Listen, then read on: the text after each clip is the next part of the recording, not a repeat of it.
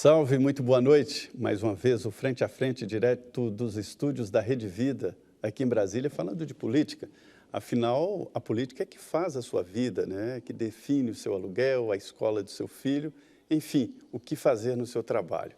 E nesta conversa aberta de hoje aqui, o vice-presidente da Câmara dos Deputados, o deputado Marcos Pereira, ele é do PRB e presidente nacional do partido.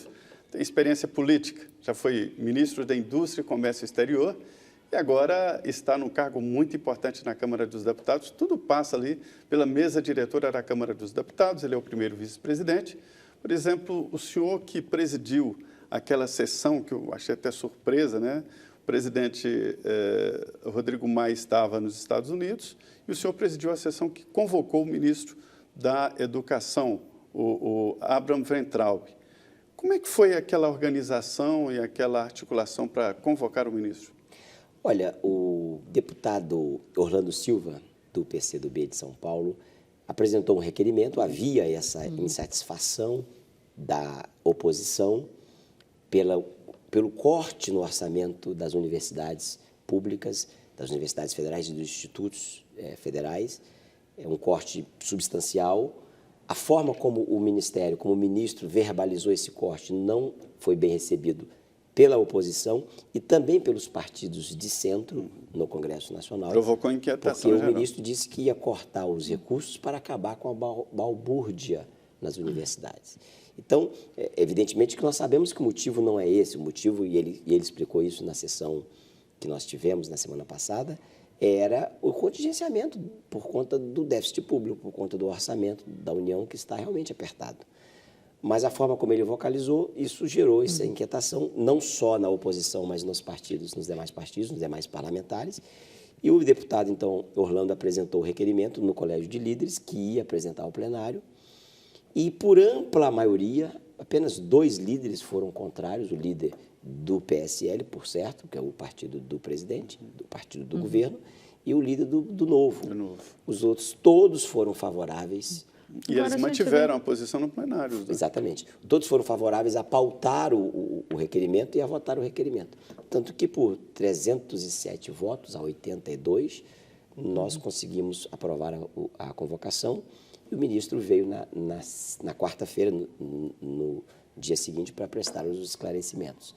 Então, muito para procurar esclarecer e ver o que realmente qual era realmente a intenção e qual era o objetivo do ministro ao anunciar esses cortes. Foi basicamente isso. E o Centrão, hein? Como é que o senhor classifica o Centrão? Porque a gente já vê aí os deputados, uns dizem, não existe Centrão.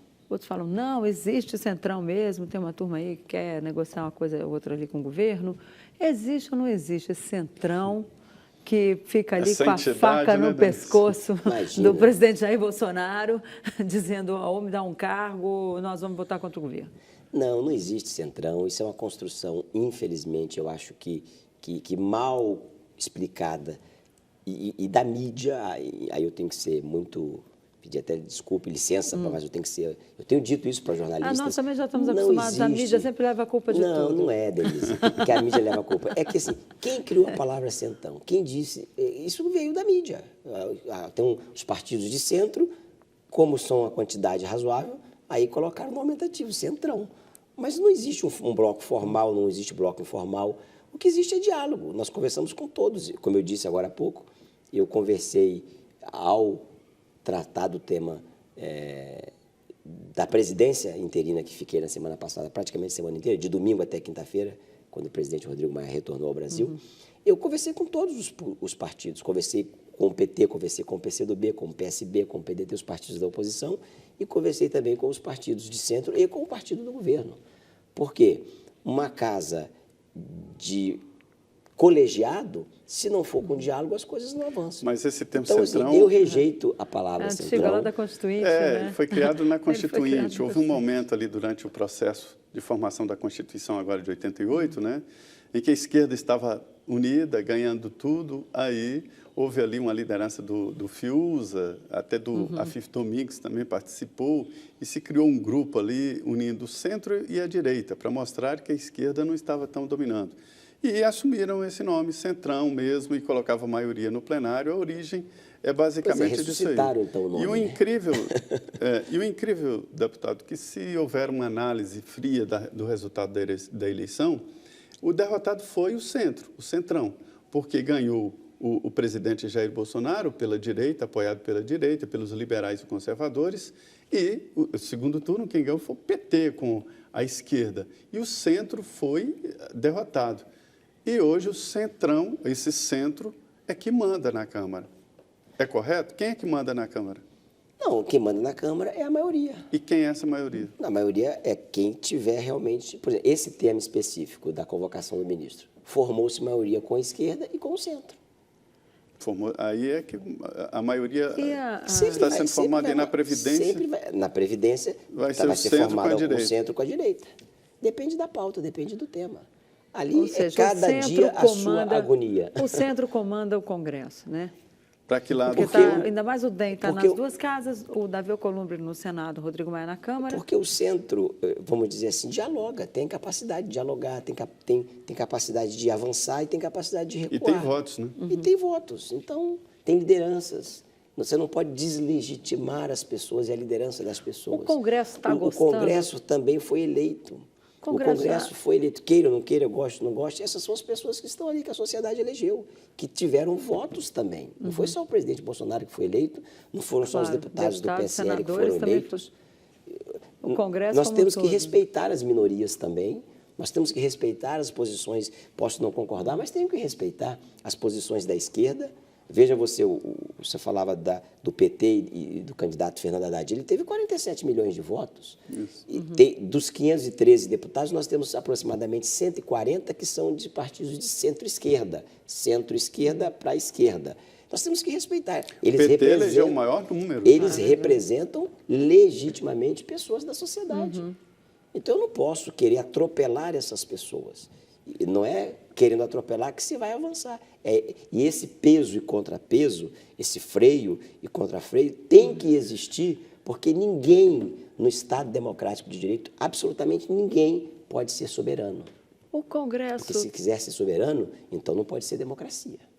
Aí tem que assumir O que ele quer Congresso tem ser que ter o rei, seu sim. papel para frear o Executivo também tem o poder de frear o Congresso quando tem o poder de veto, o presidente da República tem o poder de veto, o Congresso, por sua vez, pode fazer o contrapeso derrubando o veto, e o Supremo, que é a Corte Constitucional, tem o poder também de fazer a análise daquilo que o Executivo e que o Legislativo faz, se está em acordo com o nosso sistema de constitucionalidade.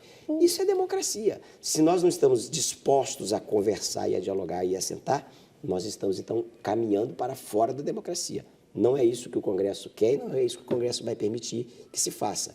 Me parece que também não é a opinião da Suprema Corte do Brasil. Se nós não tomarmos cuidado, nós podemos ter aí um viés um tanto quanto autoritário de direita, o que não vai ser bom para ninguém. Aliás, Denise, para finalizar, os extremos são preocupantes. É verdade. E o caminho do equilíbrio e do centro é o caminho que melhor se chega à consolidação e fortalecimento da democracia. O Congresso já está gostando dessa independência ou prefere participação no Executivo? Eu não posso falar por todo o Congresso. São 513 cabeças do lado e 81 cabeças do outro lado. Mas eu posso falar pessoalmente, como deputado, eu prefiro assim. Eu prefiro independência. Eu sempre critiquei, eu estou no meu primeiro mandato, mas estou militando na política partidária desde os meus 18 anos de idade e sou presidente do PRB já há 8 anos. Fui eleito e reeleito por mais 4 anos. Então, eu prefiro que o Congresso tenha mais independência. Eu acho que isso é salutar, é saudável para a democracia. Um Congresso muito alinhado ao Palácio, ao governo, tende a ser um Congresso que apenas referenda as opiniões do governo. E precisa fazer sempre essas ponderações. É interessante que, às vezes, quando me dizem que o Congresso Nacional trabalha pouco, que está ausente, eu digo, olha, aquele plenário, quando ele fica cheio e quando há um consenso, a gente tem que ficar preocupado, mais ou menos na linha que o vice-presidente da Câmara está falando aqui. Quando o Congresso Nacional se alinha, quando há um entendimento geral, geralmente quem perde é a população, né? Por quê? Porque uma legislação ela tem que ser decidida com as várias instâncias e com os pesos e os contrapesos que o senhor citou aqui. Não se pode impor ao Congresso Nacional, uma maioria impor ao Congresso Nacional a vida das pessoas, leis todos os dias. E é o que a população cobra. Mas nós estamos trabalhando, estamos fazendo a legislação, estamos aprovando as medidas. Eu discordo que quem perde é a população. Eu acho que um Congresso forte, quem ganha é a população. Eu queria voltar Porque na nós questão vamos ouvir da... a voz da Mas população. forte partidariamente, ou um setor muito forte, Não, desequilibra. o Congresso como um todo. Um setor forte, eu concordo com você, que desequilibra e quem pode perder pode ser a população. Mais do que a população, a democracia. Eu prezo muito pela democracia. Nós estamos vendo agora, por exemplo, o Supremo Tribunal Federal definindo vários pontos. Esse caso, por exemplo, da homofobia. Isso seria um papel do Congresso Nacional. Não tenha dúvida. Quando o Congresso não legisla, ele dá opção para o Supremo poder fazê-lo. O que eu também acho que é errado. Eu sou contrário. Aliás, nesse tema específico da homofobia, e aqui eu não estou nem entrando no mérito do tema propriamente dito, porque é óbvio que ninguém é a favor de agressão de ninguém, independentemente de religião, de opção sexual. As pessoas têm que ser respeitadas e têm que ser protegidas pelo Estado. Todavia, criar um tipo penal por julgamento de uma corte me parece totalmente... É porque não há nuances, não há... Me parece totalmente inconstitucional. Eu sou professor de Direito, eu dei aula de Direito Penal, inclusive, vários anos, e o artigo 5º da Constituição, inciso 38, é claro, não há crime sem lei anterior que o defina e nem pena sem prévia cominação legal. Quer dizer, sem lei não se pode criar um tipo penal, não se pode dizer o que é, se uma coisa é crime ou não. O que diz o que é crime e o que não é crime é a lei. E o Supremo, ao dizer por analogia, está na pauta do Supremo, parece que amanhã, quinta-feira, vai voltar o julgamento. Ao dizer que a homofobia é um crime, por analogia ao crime de racismo, é um exercício, a meu ver, e não há gradação, né? também Eles querem de anomalia da Suprema Corte. Eles querem excetuar as igrejas, né? Dessa Não, coisa mas é o que eu digo, não entro nem nesse mérito, porque também tem a liberdade de religião, de expressão. Agressão física é agressão física, não tenha dúvida. Ninguém pode ser agredido porque é mulher. Nós temos aí muito em voga ultimamente o feminicídio. Ninguém pode ser agredido porque tem uma opção sexual diferente da maioria, vamos dizer assim. Pelo contrário, tem que ser protegida. Agora, são conflitos de princípios constitucionais. A liberdade de religião e... O senhor acha que a lei já é suficiente para punir esses excessos? Não tenha dúvida que é suficiente. Poderíamos melhorá-la. Poderíamos. Existem projetos lá na Câmara e no Senado tramitando para melhorar. Existem.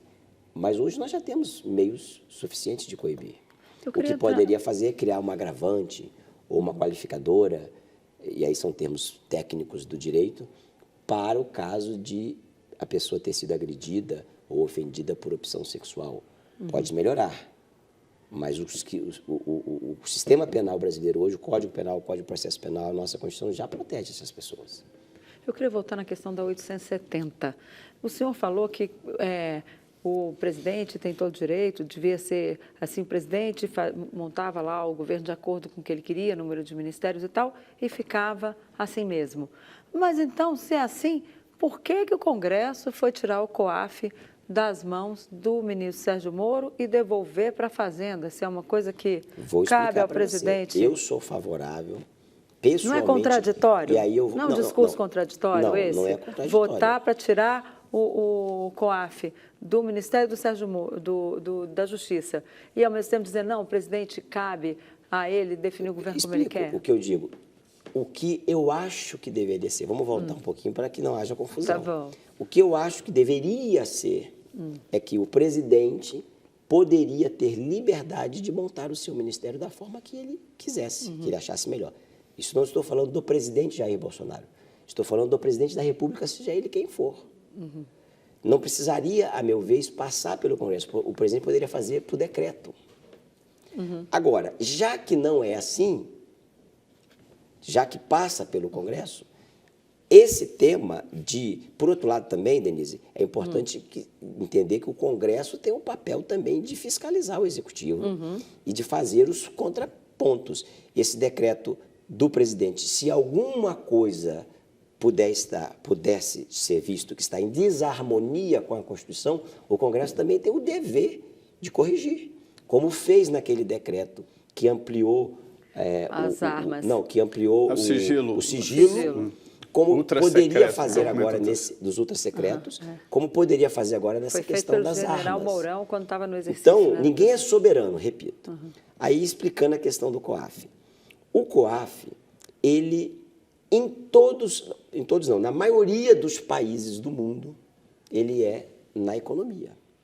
A Alemanha, que é uma referência, há pouco menos de um ano, era na justiça, há pouco menos de um ano eles mudaram para a economia. Suécia e Japão mantém, né? Na Suíça. França é justiça, não? Não, França é economia. Economia. Suíça tem e dois Japão. Países só que Suíça, com certeza, que é um dos maiores, considerado como um dos maiores paraísos fiscais do mundo, e o Japão. Muito bem, concluo. Por que o COAF tem que ser na economia? Primeiro, porque o COAF é um conselho independente, sempre foi e sempre funcionou.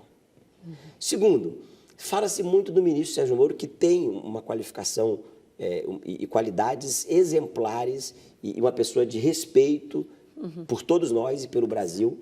Mas o ministro Sérgio Moro é uma pessoa. Por que eu vou necessariamente pessoalizar um órgão? Até porque o ministro, só para concluir, isso eu acho que é importante, o ministro Sérgio Moro tem prazo de validade. Ele vai ficar, no máximo, até 31 de dezembro de 2022, quando terminar o mandato do presidente Jair Bolsonaro, ou, no máximo, até daqui a 1 ano e meio, 1 ano e 8 meses, quando ele for para o Supremo, porque já está anunciado. E quem será o ministro da Justiça depois do ministro Sérgio Moro? Termino, só para fazer uma análise completa. Os ministros da Fazenda, historicamente, são ministros mais técnicos. Nós tivemos políticos na Fazenda, sim, mas foi exceção. Ciro Gomes, Fernando Henrique, Palocci. Eu não vejo outro que foram mandatários, que foram políticos de mandato. Mas no Ministério da Justiça, nós tivemos vários. Nós tivemos o senador Renan Calheiros, foi ministro da Justiça, o ministro Nelson Jobim foi ministro da Justiça, filiado ao PMDB. Nós tivemos Ebraim Biaco, nós tivemos Zé Eduardo Cardoso, Tasso Genro. Nós tivemos um ministério mais político. Então, se está se falando de combater a corrupção com o COAF, não seria melhor que fosse num lugar mais técnico do que um lugar mais politizado?